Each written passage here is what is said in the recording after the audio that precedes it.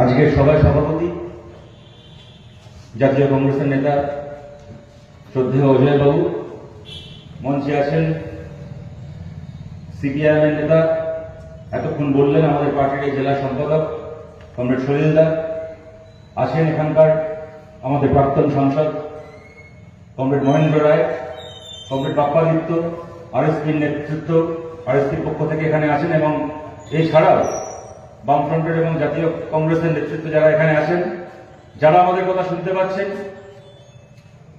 এখানে এসে আমাদের এই সভাস্থল থেকে বা দূর থেকেও যারা আমাদের কথা শুনতে পাচ্ছেন, আমার গুরুজনেরা, ভাইয়েরা, বোনেরা, বন্ধুরা, দেখুন সোজা কথা সোজা ভাবে বলি, আগের বার আমরা হেরে যাওয়ার পরে লোকসভা এবং বিধানসভায় অনেককে ভেবেছিলেন এখন বহু বছর বাংলার রাজনীতিতে বামপন্থীদের কথা, কংগ্রেসের কথা আলোচনা করতে হবে না, বাংলার রাজনীতি তৃণমূল বনাম বিজেপি এই বাইনারিতেই চলবে। তারপরে পঞ্চায়েতের ভোট আসলো, তারপরে পুরসভার ভোট আসলো। আপনারা দেখলেন বাংলা থেকে 18 জন এমপি, 77 জন এমএলএ জেতা বিজেপি। যেদিন ভোট ঘোষণা হলো সেই দিন থেকে শুভেন্দু অধিকারী, দিলীপ ঘোষ সহ গোটা বিজেপি রাজভবনে রাজ্যপালের কোলে গিয়ে মুখলু করল যে আমাদেরকে কেন্দ্রীয় বাহিনী দাও। বাচ্চারা যেরকম ভাবে খেলনার জন্য বায়না করে, এই খেলনা দাও নাহলে আমি খেতে বসবো না, সেরকম আমাদের কেন্দ্রীয় বাহিনী দাও। আমাদের কেন্দ্রীয় বাহিনী না দিলে আমরা পঞ্চায়েতের ভোটে লড়তে পারবো না। আর যখন দেশের সরকার চালানো রাজ্যে এতগুলো এমএলএ এমপি থাকা দল কেন্দ্রীয় বাহিনীর নাম করে চিৎকার করছিল, তখন আমরা বামপন্থীরা বুক ঠুকে বলেছিলাম আমরা কোন কেন্দ্রীয় বাহিনীর জোরে নয়, আমরা জনগণের বাহিনীর জোরে গোটা বাংলা জুড়ে পঞ্চায়েতে লড়াই করব, এবং জনগণের বাহিনীর জোরে আমরা পঞ্চায়েতে লড়াই করেছি। আপনার এই এলাকায় লড়াই করেছি, গোটা জলপাইগুড়িতে করেছি, গোটা বাংলায় করেছি। আর তারপরে তৃণমূল কংগ্রেস বুঝতে পেরেছে কত ধানে কত চাল। এত কিছুর পরে ওরা পঞ্চায়েত দখল করেছে, কিন্তু আমাদের শত্রু ছেড়ে দিন, আমাদের অতি বড় বন্ধু কল্পনা করতে পারেনি এমন তাক লাগানো ফলাফল আমরা করেছি। গ্রাম পঞ্চায়েত পর্যন্ত যেখানে যেখানে ভোট আমরা করাতে পেরেছি, এমন ফলাফল আমরা করেছি, এমন ভাবে তৃণমূল কংগ্রেসকে আমরা দৌড় করিয়েছি। বিজেপি তো পঞ্চায়েতে কোনো আলোচনায় ছিল না, লড়াই ছিল না, কোথাও ছিল না। আপনারা দেখেছেন আমরা ওদের কাছে দৌড় করিয়েছি, যে লড়াই করেছি। বাংলা দেখেছে তৃণমূল কংগ্রেসের বিরুদ্ধে লড়তে পারে কারা। তার থেকে বড় কথা, কি পঞ্চায়েত ভোট বলুন, কি পুরসভা ভোট বলুন, বাংলা নতুন করেও দেখেছে তৃণমূল কংগ্রেস এখানে যেতে কিসের জোরে।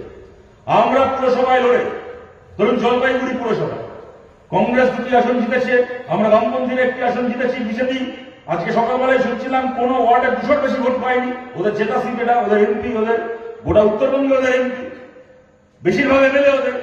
তারপরে কোন ওয়ার্ডে 200 বেশি আসন পায়নি, গোটা পঞ্চায়েত ওদের কোথাও খুঁজে পাওয়া যায়নি। গোটা বাংলা জুড়ে এক চেহারা, কোথাও আমরা, কোথাও জাতীয় কংগ্রেস। আমরা তৃণমূলকে দৌড় করিয়েছি, তৃণমূলের ঘরে বিশ্বাস ফেলেছি। তারপরে কি হলো, ধরুন তাহিরপুর পুরসভা আমরা জিতলাম, পুরুলিয়া ঝালদা পুরসভা কংগ্রেস জিতল। সেই পুরসভাকে দখল করার জন্য কংগ্রেসের কাউন্সিলরকে খুন করা থেকে শুরু করে এখানে অত্যাচার নেই যা কিনা তৃণমূল করল না। তার থেকে বড় কথা কি জানেন, তাহিরপুর পুরসভার ভোটের ফলাফল বেরোলো, দেখা গেল দুপুরবেলা রেজাল্ট বেরোলো, বামফ্রন্ট তাহিরপুর জিতেছে। দুপুর গড়িয়ে বিকেল হতে পারল না, তার আগে নবান্ন থেকে অর্ডার ইস্যু হয়ে গেল, তাহিরপুরের থানার আইসিকে ট্রান্সফার করে দেওয়া হলো। 3 দিন যেতে পারলো না, 72 ঘন্টা যেতে পারলো না। তার আগে তাহিরপুরের বিডিও সহ, এসডিও সহ, বিভিন্ন স্তরের অফিসার সহ 21 জন সরকারি আধিকারিক যন্ত্রণা হয় না এগুলোকে দেখে। রাগ হয় না, কষ্ট হয় না, যন্ত্রণা হয় না এগুলোকে দেখে। খেটে খাচ্ছেন যে মানুষ, তার বাড়িতে নামতে বান্দা ঘুরোচ্ছে, আর লুটে খায় যারা, তারা পায়ের ওপর পাতুলে এমন আছে, ওদের তো জীবন কেটে গেল। ওদের সামনে 3 পুরুষকে কোনো কাজ করতে হবে না, পায়ের ওপর পাতুলে বসে খাবে। যন্ত্রণা হয় না যখন নিজের সন্তানের চোখের দিকে তাকান, আর যখন এদের মুখগুলোর দিকে তাকান? কতদিন চলবে বলুন তো এই জিনিস আমাদের কাছে? আর বিজেপির কথা বলছিলাম, দেখবেন যত ভোটে গিয়ে আসে 1 বছর ধরে কথা বলা শুরু করেছে। যবে থেকে ইন্ডিয়া জোট তৈরি হয়েছে তত বলা বাড়িয়ে দিয়েছে। আর যত ভোটে গিয়ে আসবে, ওরা কি করতে পেরেছে মানুষের জন্য, ওরা কি করতে চায় মানুষের জন্য?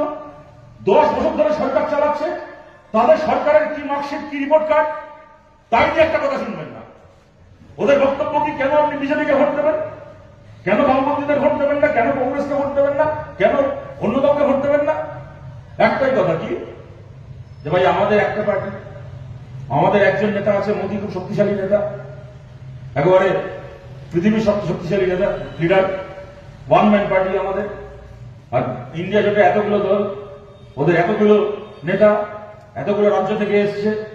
এ বলবে আমার এই চাই, ও বলবে আমার তাই চাই, সে বলবে আমার এই চাই। ওদেরকে প্রধানমন্ত্রী হবে ঠিক নেই, আমাদের মোদীজি আছে, একার ক্ষমতায় ওয়ান পার্টি গভর্নমেন্ট হবে, এক দলের অ্যাবসলিউট মেজরিটি হবে, এক দলের সরকার হবে, শক্তিশালী সরকার হবে। আর ওরা জিতলে কি হবে? বড়দের জোট সরকার তৈরি করবে, দুর্বল সরকার হবে, ওদেরকে ভোট দিও না। আপনাদের বলছি, কোন লুকোচুরির ব্যাপার নেই, কোন ঠককেলার ব্যাপার নেই। পরিষ্কার আপনাদেরকে বলছি, হ্যাঁ আমরা জিতলে এক পার্টির সরকার হবে না, আমরা জিতলে জোট সরকার হবে। আমরা জোট সরকার তৈরি করার জন্য লড়াই করছি। ওরা বলে জোট সরকার দুর্বল সরকার হয়। 2004-এ ভারতে জোট সরকার তৈরি হয়েছিল, বামপন্থীদের সমর্থনে কংগ্রেসের নেতৃত্বে ইউপিএ সরকার জোট সরকার তৈরি হয়েছিল। ওরা বলে নাকি জোট সরকার দুর্বল সরকার হবে। ইউপিএ সরকার, জোট সরকার ভারতকে 100 দিনের কাজ দিয়েছিল, কোন এক পার্টির সরকার দেয়নি। জোট সরকার ভারতের মানুষকে, গ্রাম বাংলার, গ্রাম ভারতের মানুষকে 100 দিনের কাজ দিয়েছিল। জোট সরকার ভারতকে রাইট টু এডুকেশন, শিক্ষার অধিকারের আইন দিয়েছিল। যে কাজ জ্যোতি বসু পশ্চিমবাংলায় করেছিলেন, 2004-এর পরে সেই কাজ গোটা ভারত জুড়ে হলো। 12 ক্লাস পর্যন্ত বিনা পয়সায় ছেলেমেয়েরা পড়াশোনা করবে। গোটা ভারতের ছেলেমেয়েরা জোট সরকার এই আইন করেছিল, কোন এক পার্টির সরকার করেনি। জোট সরকার ভারতকে রাইট টু ইনফরমেশন, তথ্যের অধিকারের আইন দিয়েছিল। আপনি বিজেপির হাজার হাজার কোটি টাকার দুর্নীতি ছেড়ে দিন, আর যদি তৃণমূলের একটা পঞ্চায়েতের দুর্নীতিও ধরা পড়ে, ধরা পড়ছে, তার কারণটা হচ্ছে সেই দিন ইউপিএ সরকার রাইট টু এডুকেশন করে গেছিল বলে আজকে আপনি একটা বিডিও অফিসে একটা চিঠি লিখে, তথ্যের অধিকার আইনে চিঠি লিখে এই তথ্য আদায় করতে পারেন। কোথায় 6 ফুট রাস্তা তৈরি হওয়ার জন্য টাকা স্যাংশন হয়েছিল, রাস্তা হয়েছে 3 ফুট, বাকি টাকা পঞ্চায়েত খেয়ে গেছে। কোথায় 5টা পুকুর কাটার জন্য টাকা স্যাংশন হয়েছিল, একটা ডোবাও তৈরি হয়নি, পঞ্চায়েত টাকা খেয়ে গেছে। তৃণমূলেরও যদি চুরি দুর্নীতি আজকে ধরা পড়ে, ধরা পড়ছে, তার কারণটা হচ্ছে সেই দিন রাইট টু ইনফরমেশন, তথ্যের অধিকার আইন বামপন্থীরা শুরু করে গেছিল, কংগ্রেসের নেতৃত্বে ইউপিএ সরকার শুরু করে গেছিল। জোট সরকার আদিবাসী মানুষের জন্য অরণ্যের অধিকার দিয়েছিল, অরণ্যের অধিকারের আইন করেছিল আদিবাসী মানুষের জন্য। আজও যদি দেউচা থেকে শুরু করে ছত্তিশগড়, বাস্তার থেকে শুরু করে গুজরাট পর্যন্ত আদিবাসী মানুষ যদি আদানির বিরুদ্ধে নিজের জল, জমি, জঙ্গলকে বাঁচানোর জন্য লড়াই করতে পারেন, লড়াই করতে পারছেন, কারণ সেই দিন ইউপিএ সরকার অরণ্যের অধিকারের আইন করে গেছিল, তার জন্য লড়াই করছেন। জোট সরকার এগুলো ভারতকে দিয়েছিল।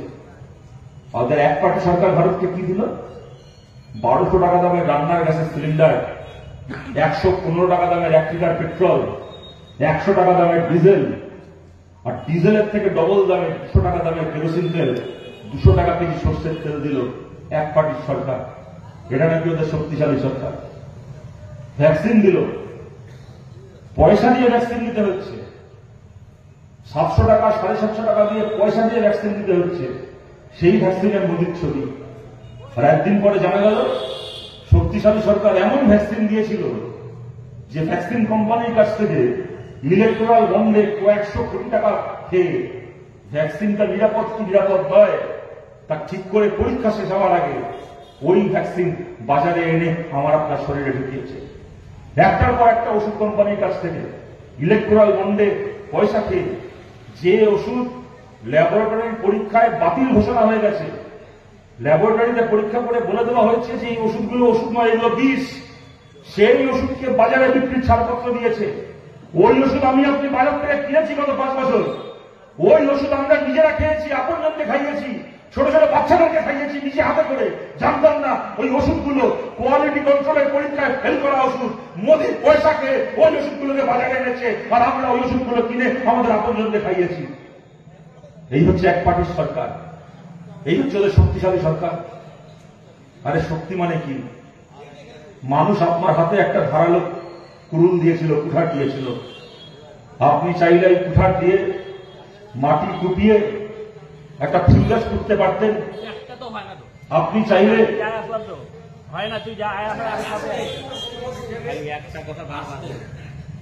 আপনাকে আর ডাকলে আপনি যাবেন, আপনি বলতে পারবেন। মানুষ ওদের হাতে একটা কুঠার দিয়েছিল, ধারালো কুড়ুল দিয়েছিল। চাইলে ওরা ওই কুড়ুল দিয়ে মাটি কুপিয়ে সেখানে একটা ফুলের গাছ লাগাতে পারত। ওরা কুড়ুল দিয়ে মাটি কুপিয়ে ফুলের গাছ লাগায়নি, ওরা ওই কুড়ুল পাশের লোকের গলায় বসিয়ে দিয়েছে। ওই কুড়ুল দিয়ে ওরা মানুষ খুন করেছে। এই হচ্ছে এক পার্টি সরকারের জন্য। পরিষ্কার বলছি, আমাদেরকে লড়তে হবে ওদের এই এক পার্টি সরকারকে সরানোর জন্য। এক পার্টির সরকার, ও একার ক্ষমতা দিয়ে কি করলো? বলে দিল নোট বাতিল, তো নোট বাতিল, যা, কেউ কিছু বলার নেই, আমাদের হাতে সংখ্যা নেই। এক পার্টির গভর্নমেন্ট, পার্লামেন্টে আলোচনা হলো না, এমনকি মোদীর মন্ত্রিসভার মন্ত্রীরাও জানতে পারলো না। রাত্রিবেলা হঠাৎ করে মহারাজ টিভিতে এসে বলে দিলেন, मित्र आपके जेब में जो 500 2000 के नोट है, 5,000 के नोट है, आज रात 12 बजे से वो एक पूरा कागज का टुकड़ा है, নোট বাতিল। আমরা বলতে গেলাম নোট বাতিল করে 2000 টাকার নোট এনে দেশে দুর্নীতি বাড়বে, কমবে না। দেশে জালিয়াতি জোচ্ছুরি বাড়বে, কমবে না। এতে কোটিপতিদের, কর্পোরেটদের কোনো অসুবিধা হবে না, চোরেদের কোনো অসুবিধা হবে না, মরবে সাধারণ মানুষ। এইটা বলেছি বলে বললো নাকি আমরা চীনের দালাল, বললো আমরা পাকিস্তানের দালাল। ওদের এক পার্টির সরকার, যা বলবে শুনতে হবে। বসে বসে শুনলাম। কি হলো? 7 বছর পরে মোদী ঘোষণা করে দিল, না 2000 টাকার নোটগুলো ব্যাংকে ফেরত দিয়ে দাও, 2000 টাকার নোট আমি তুলে নিচ্ছি। 500,000-এর নোটই ভালো ছিল, 500 যেমন চলবে, 1000 টাকার নতুন নোট আসছে। তো কেন ভাই? সেই যখন 2000 টাকার নোট তুলেই দিলে, ফালতু এতগুলো লোককে ব্যাংকের এটিএম এর লাইনে দাঁড় করিয়ে অপরাধে মেরে ফেলবে কেন? এই তোমার এক পার্টি সরকারের জোর। মোদী এসে বলে দিল 3টে কৃষি বিল পাস, তো পাস। পার্লামেন্টে আলোচনা নেই, বিতর্ক নেই, গায়ের জোরে পাস করিয়ে দিল। কি হলো? 1 বছর পরে সেই মোদী আবার ঘুম থেকে উঠে সকালবেলা শুনি, সকাল 9টার সময় মোদী ঘোষণা করছে যে মিত্র 3টে কৃষি বিল পাস করিয়েছিলাম, ওগুলো ফেরত নিয়ে নিচ্ছি। মাঝখান থেকে কি হলো? কার্গিলের যুদ্ধে যতজন ভারতীয় না মারা গেছে, তার থেকে বেশি ভারতীয় ওই 3টে কৃষি বিলের বিরুদ্ধে লড়াই করতে গিয়ে 1 বছরের মধ্যে 700 জন কৃষক ভারতের ডিগ্রি সীমান্তে মারা গেলেন। এইটা এক পার্টি সরকারের জোর। এই জোরের ওরা লড়াই করে। আজকে বাংলা থেকে 18 জন এমপি পেয়েছে একটা দল। যে বাংলায় একটা সময় বিজেপির একটা পঞ্চায়েত মেম্বার খুঁজে পাওয়া যেত না, সেই বাংলা থেকে ওরা 18 জন এমপি নিয়ে গেল দিল্লিতে। গিয়ে বলছে, এখন মোদী এসে বলছেন আমাদেরকে এবার 42টা আসন দিন, তাহলে তৃণমূলের বিরুদ্ধে আমরা ভালো করে ব্যবস্থা নিতে পারব। আরে ভাই, আপনারাই গর্ব করে বলেন আপনাদের নাকি এক পার্টির সরকার, আপনারা নাকি কারুর মুখের দিকে তাকিয়ে নেই, কোন জোট শরিকের কোন চাপ আপনাদের উপর খাটে না, একার ক্ষমতায় সরকারে আছেন। তো 303 জন এমপি নিয়ে যে কাজ করতে পারেননি, আর 5টা বাড়তি এমপি নিয়ে কি করবেন সে কাজ? তৃণমূলের চুরির আসল মাথা থেকে ধরতে গেলে আপনার কোথায় আটকে ছিল, কে আটকে ছিল? 303 জন এমপি নিয়ে ধরতে পারলেন না, ইডিকে নিয়ে, সিবিআই কে নিয়ে, এনআইএ কে নিয়ে, এতজনকে নিয়ে আসল কৃষি ভাইকে ধরতে পারলেন না, চুরির মাথা থেকে ধরতে পারলেন না। তার বদলে এখন কি বলছে? বলছে এতদিন ধরে আপনারা যারা দেখেছেন দুর্নীতির বিরুদ্ধে, কদিন আগে মোদী এসে বলল যা দেখেছেন আপনারা, একদিন আপনারা ট্রেলার দেখেছেন, এরপরে গোটা সিনেমা দেখাবো। চিন্তা করুন, একটা সিনেমার ট্রেলার হয় 2 মিনিটের, সিনেমাটা হয় 2 ঘন্টা। মোদীর ট্রেলার শেষ হতে লাগলো 10 বছর। ট্রেলার যদি 10 বছরের হয়, বলুন সিনেমাটা কত বছরের হবে? আমরা কে বেঁচে থাকতে পিসি ভাইপোর গ্রেপ্তারি দেখে যাবো বলুন, যদি এইভাবে চলতে থাকে? আজকে এসে বলছে নাকি ওটা ট্রেলার ছিল। বলুন তো, 2014-এর আগে যখন মোদী এসেছিলেন এই জলপাইগুড়িতে মিটিং করতে, তখন বলেছিলেন এবার যদি আমাদেরকে ভোট দেন, আমাদেরকে জেতান, তাহলে সামনে 10 বছর কিন্তু সিনেমা দেখার আশা করবেন না, আপনাদেরকে কিন্তু 10 বছর ধরে ট্রেলার দেখাবো, ওইটা জেনে আমাকে ভোটটা দিন বলেছিলেন আপনাদেরকে। 2019-এ যখন এসেছিলেন, উত্তরবঙ্গের পাড়ায় পাড়ায়, এলাকায় এলাকায় পথসভা করে করে বলে গেছিলেন যে আমাদেরকে এখান থেকে জিতিয়ে পাঠান, পিসি ভাইপোকে ধরবো, আসল চোরদের বিরুদ্ধে ব্যবস্থা নেব। বলেছিলেন তখন যে 5 বছর ট্রেলার দেখিয়েছি, আরো 5 বছর ট্রেলার দেখাবো, আসল চোরদেরকে ধরবো না বলেছিলেন। তখন কি বলেছিলেন? বলেছিলেন জিতে আসলে 3 মাসের মধ্যে সারদা তদন্ত শেষ করে আসল চোরদেরকে গ্রেপ্তার করব। 10টা বছর এই করে কাটিয়ে 10 বছর পরে বলতে এসছেন নাকি 10 বছর ধরে বাবুরা আমাদেরকে ট্রেলার দেখাচ্ছিল। আর তৃণমূলকে ধরা না ধরা ছেড়ে দিন। আপনারা বলুন, একটা রাজ্য থেকে একটা দল 18 জন এমপি জিতিয়ে নিয়ে গেল, যে রাজ্যের স্বাধীনতার পর থেকে আজ পর্যন্ত তারা কোনোদিন স্বপ্নে ভাবতে পারেনি যে এতগুলো এমপি জিতবে। সেখানকার মানুষ তাদেরকে 18টা এমপি দিল, তারা তার বদলে পশ্চিমবাংলার মানুষকে কি দিল? এই উত্তরবঙ্গে জলপাইগুড়ি, কোচবিহার, আলিপুরদুয়ার, বালুরঘাটের, রায়গঞ্জের মানুষকে কি দিলেন? 10 বছরে একটা মতো ন্যাশনাল হাইওয়ে জাতীয় সড়ক দিয়েছেন। ডালখোলার বাইপাস তৈরি হয়েছে মোহাম্মদ সেলিমের এমপি দানের টাকায়। মোহাম্মদ সেলিম দাঁড়িয়ে থেকে করে গেছিলেন, হাজার রকম ভাবে তৃণমূল আটকানোর চেষ্টা করেছিল। আপনারা জানেন, ওখানে দাঁড়িয়ে বাঘের বাচ্চার মতো লড়াই করে মোহাম্মদ সেলিম ওই ডালখোলা বাইপাসের ব্যবস্থা করেছিলেন। তার বাইরে একটা জাতীয় সড়ক পশ্চিমবাংলায় যেটা নতুন করে তৈরি হয়েছে গত 10 বছরে বলুন তো, যেটা একেবারে কলকাতা থেকে আসে এখানে ডালখোলা হয়ে শিলিগুড়ি হয়ে চলে যায়। আগে বলতাম আমরা NH-34 34 নম্বর জাতীয় সড়ক, ওটা এখন 12 নম্বর হয়েছে, নামটা পাল্টে। কিন্তু নতুন একটা জাতীয় সড়ক তৈরি হয়েছে বাংলায় গত 10 বছরে। রায়গঞ্জ এইমস তৈরি হলে উত্তরবঙ্গের চেহারা পাল্টে যেত। এখানকার একজন মানুষকে একটা ভালো চিকিৎসা করানোর জন্য, অপারেশন করানোর জন্য সারা রাত জার্নি করে কলকাতায় গিয়ে ওখানে ঘর ভাড়া নিয়ে, মেস ভাড়া নিয়ে থেকে, হোটেল ভাড়া নিয়ে থেকে চিকিৎসা করাতে হতো না। রায়গঞ্জকে কেন্দ্র করে এদিকে কুচবিহার থেকে শুরু করে, আলিপুরদুয়ার থেকে শুরু করে, ওইদিকে বালুরঘাট, গঙ্গারামপুর, তপন থেকে শুরু করে, ওদিকে তার দিনহাটা থেকে শুরু করে গোটা এলাকার চেহারা পাল্টে যেত। মমতা বন্দ্যোপাধ্যায় বলে দিল রায়গঞ্জ এইমস হবে না। আরে কেন্দ্রের সরকার এইমস করবে, কেন্দ্রের সরকারের জমির উপর কেন্দ্রের সরকার হাসপাতাল বানাবে। মমতা বন্দ্যোপাধ্যায়ের ক্ষমতা আছে ওটাকে আটকে দেয়। নিশ্চয়ই মমতা বন্দ্যোপাধ্যায় চাননি রায়গঞ্জ এইমস হোক, কিন্তু মমতা বন্দ্যোপাধ্যায় না চাইতো, যদি কেন্দ্রের সরকার চাইতো, কেন্দ্রের সরকারকে আটকানোর ক্ষমতা ছিল মমতা বন্দ্যোপাধ্যায়। জমি অধিগ্রহণ করবে, সেখানে হাসপাতাল তৈরি করবে, ফিতে কাটবে, ডাক্তার দেবে, নার্স দেবে, বেড দেবে, মেশিন দেবে, চিকিৎসা শুরু হবে।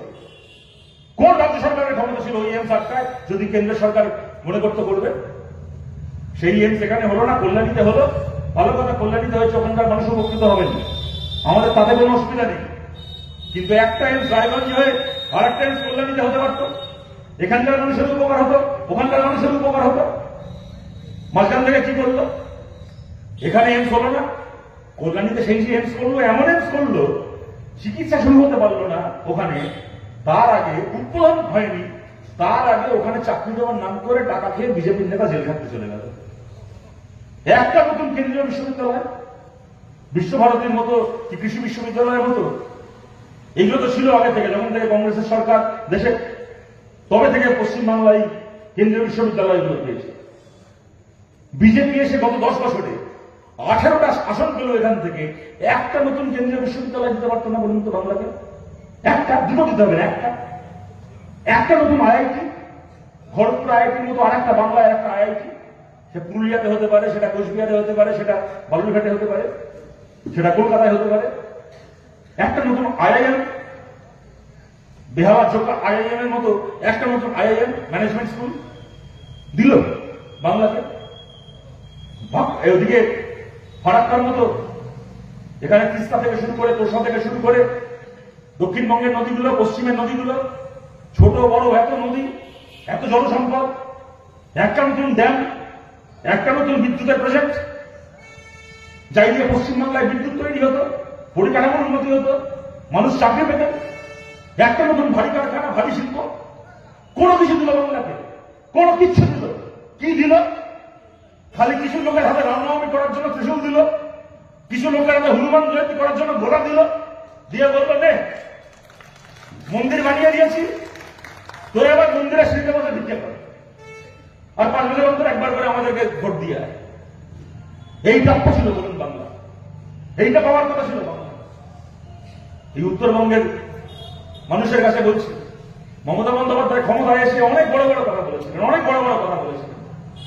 আজকে একটা পরিসরে সব কথা বলা যাবে না, আপনারা এগুলো জানেন। নতুন করে আমি সেই কথাগুলোর পুনরাবৃত্তি করব না। বামফ্রন্ট যখন সরকার ছিল তখন কি গোটা উত্তর বাংলাকে সোনায় মুড়িয়ে দিতে পেরেছিলাম না? অভাব ছিল, অনটন ছিল, না পাওয়া ছিল, তার মধ্যে উন্নয়ন ছিল, এলাকা এলাকায় নতুন স্কুল ছিল, নতুন রাস্তা ছিল, পঞ্চায়েত ছিল, একটার পর একটা মহিলাদের সমবায় ছিল, নতুন আলো ছিল, উন্নয়ন ছিল। সবচেয়ে বড় কথা, সেই উন্নয়নের টাকা যা আসতো এলাকায়, উন্নয়নের টাকা উন্নয়নের জন্য খরচা হতো, ওই টাকাগুলো নেতার পকেটে ঢুকতো না। আজকে ক্ষমতায় এসে বললেন কি মমতা বন্দ্যোপাধ্যায়? বললেন উত্তরকন্যা বানিয়ে দিয়েছি, খালি গঙ্গার ওপার থেকে কেন রাজ্য চলবে? উত্তরকন্যা বানিয়েছি বললেন 52টা সরকারি দপ্তর নাকি উত্তরকন্যা থেকে চলবে। গঙ্গার এপারে আর একটা নবান্ন, আর একটা মহাকরণ হবে। আজকে উত্তরকন্যায় গিয়ে দেখে আসুন, হয়েছে আর একটা মহাকরণ? নাকি 52টা দপ্তর চলার কথা উত্তরকন্যা থেকে? উত্তরকন্যায় যান, কোন মন্ত্রী পাবেন না, কোন মন্ত্রীর অফিসার পাবেন না, কোন ক্লার্ক পাবেন না, কিচ্ছু পাবেন না। 52টা দপ্তরে গিয়ে কি পাবেন?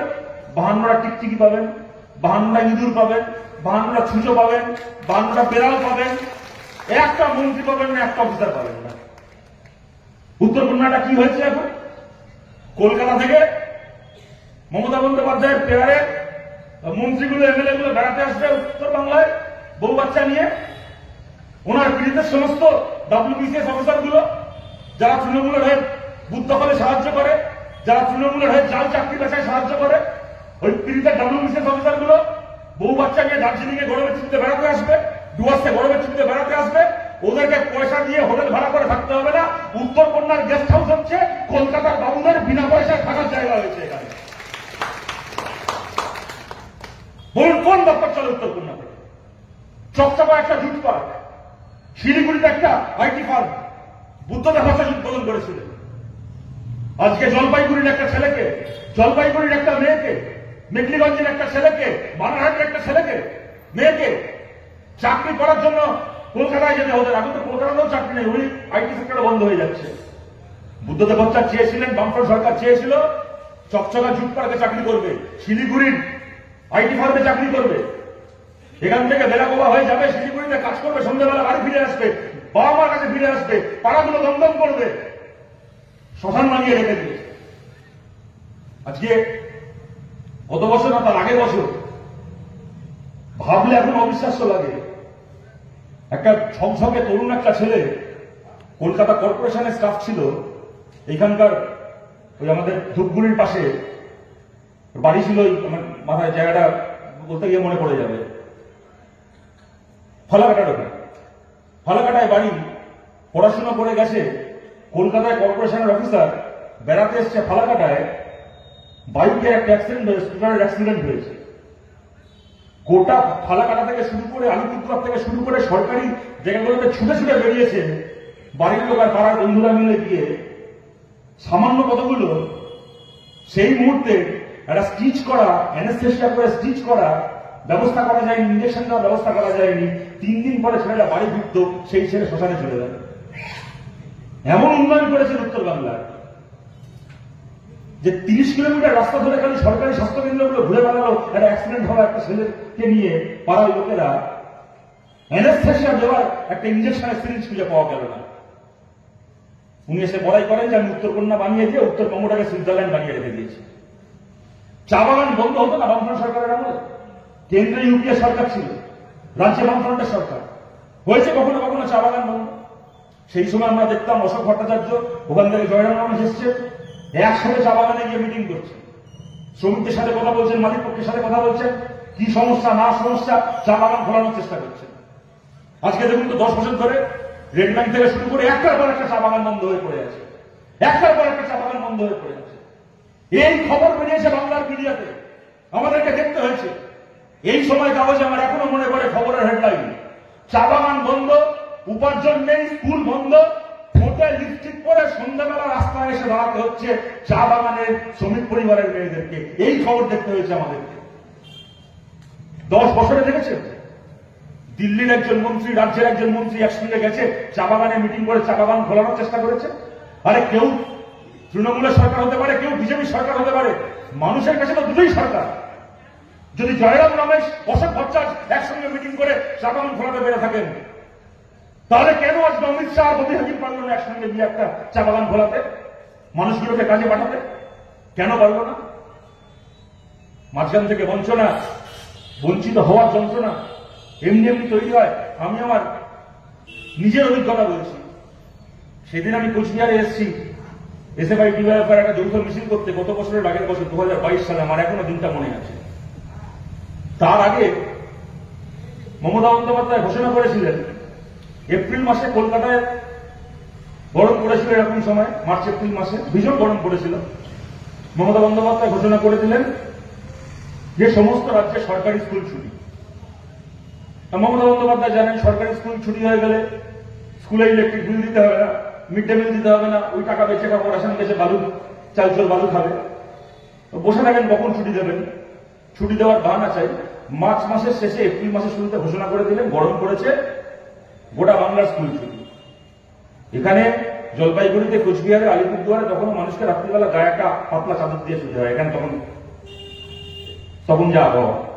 কিন্তু মমতা বন্দ্যোপাধ্যায় বোঝেন যে আমার কালীঘাটে গরম পড়েছে মানে গোটা বাংলায় গরম পড়েছে, আমার গরম লাগছে মানে সবার গরম লাগছে, আমার শীত করলে সবার শীত করবে। কালীঘাটে গরম পড়েছে তো জলপাইগুড়িতে, কোচবিহারে স্কুল বন্ধ হয়ে গেল। তারপরে কলকাতায় বর্ষাকাল এলো, মে মাসের শেষে বৃষ্টি শুরু হলো, বললেন স্কুল খুলে যাবে। 1.5 মাস স্কুল বন্ধ থেকেছে, আবার স্কুল খুলে গেল। তখন সত্যিকারে উত্তরবঙ্গে তাপপ্রবাহ শুরু হয়েছে। তখন এখানে 38, 40, 41 ডিগ্রি টেম্পারেচার চলছে। কিন্তু কালীঘাটে ঠান্ডা পড়ে গেছে, কালীঘাটে বৃষ্টি হয়েছে, মানে জলপাইগুড়িতেও স্কুল খুলতে হবে, কুচবিহারে স্কুল খুলতে হবে, স্কুল খুলে দিল। মানে এখনো মনে পড়ে সেদিন আমি কুচবিহারে খবর পেলাম একটা কলেজের ছাত্রী, একটি স্কুলের ছাত্র একসঙ্গে হিট ওয়েভে মারা গেছে ওই দিন স্কুল করতে এসে। তা আবার কি, দুয়ারে সরকারের নাকি ক্যাম্প চলতে স্কুল বাড়ির ভেতরে বলে ওই কাঠফাটা রোদ্দুরে সরকারি স্কুলে বাইরে মাঠের মধ্যে বসিয়ে ক্লাস নেওয়ানো হচ্ছিল। হিট স্ট্রোকে একটা বাচ্চা ওখানে মারা গেছে। এই হচ্ছে মমতা বন্দ্যোপাধ্যায়। এই চোখ দিয়ে দেখেছেন উত্তরবাংলাকে, দেখে দেখে দেখে দেখে আজকে 10 বছর ধরে, 12 বছর ধরে, 13 বছর ধরে বঞ্চনাকে এমন জায়গায় পৌঁছে দিয়েছেন, মানুষের যন্ত্রণাকে এমন জায়গায় পৌঁছে দিয়েছেন, আজকে ওনার নাম কেউ এখানে মুখে আনে না। মাঝখান থেকে ওনার এই পাপের প্রায়শ্চিত্ত করতে গিয়ে আজকে এখানে বিজেপি, ওই পাপের অজুহাতে আজকে এখানে বিজেপি ঘাঁটি কাটতে পেরেছে। কোন দরকার ছিল ওইটা হতে দেওয়া? এবং এইটা যে হলো, কার ভালো হলো, কার লাভ হলো? এবং আপনাদের বলি একটা কথা, আপনাদের আমার থেকে ভালো মনে থাকবে, গতবার লোকসভা ভোটের আগে যখন জলপাইগুড়িতে আসছি, কোচবিহারে আসছি, এমনকি রায়গঞ্জ, বালুরঘাট, আলিপুরদুয়ারে, লোকসভা ভোটের আগে থেকে 2018 সালের পুজোর সময় থেকে 19-এ লোকসভার ভোট হয়েছিল এপ্রিল মে মাসে। 2018 পুজোর আগে আমার মনে আছে জলপাইগুড়িতে এসেছি, তখন বিভিন্ন জায়গায় যাচ্ছি মিটিং করতে, শুনছি জায়গায় জায়গায় নাকি বিজেপি থেকে, ওদের যুব মোর্চা থেকে ক্যাম্প করছে, ক্যাম্প করে ফর্ম ফিল আপ করানো হচ্ছে। কি ফর্ম ফিল আপ? বলছে এইবার মোদীজি জিতে আসলে, দ্বিতীয়বারের জন্য মোদীজি জিতলে রাজবংশী যুবকদের জন্য ইন্ডিয়ান আর্মিতে নাকি আলাদা করে নারায়ণী সেনা রেজিমেন্ট বানাবে। আপনাদের মধ্যে হয়তো অনেকে দেখেছিলেন সেই ফর্ম ফিল আপ করার ক্যাম্প, হয়তো কেউ কেউ ফর্ম ফিল আপ করেও ছিলেন, তাতে কোনো অন্যায় নেই। একদিকে রাজবংশী মানুষের আত্মপরিচয়, তার ভাষা, তার ইতিহাস, তার সংস্কৃতি, ঐতিহ্যের যে গর্ব, তার সঙ্গে এই চারদিকে বেকারি, চাকরি বাকরি নেই, সেখানে একটা নতুন রেজিমেন্ট তৈরি হবে। যেরকম গোর্খা রেজিমেন্ট আছে, শিখ রেজিমেন্ট আছে, সেরকম আর্মিতে নারায়ণী সেনা রেজিমেন্ট তৈরি হবে। রাজবংশী যুবকেরা সেখানে কাজ পাবে, রিক্রুটমেন্ট পাবে, একটা কর্মসংস্থানের সুযোগ।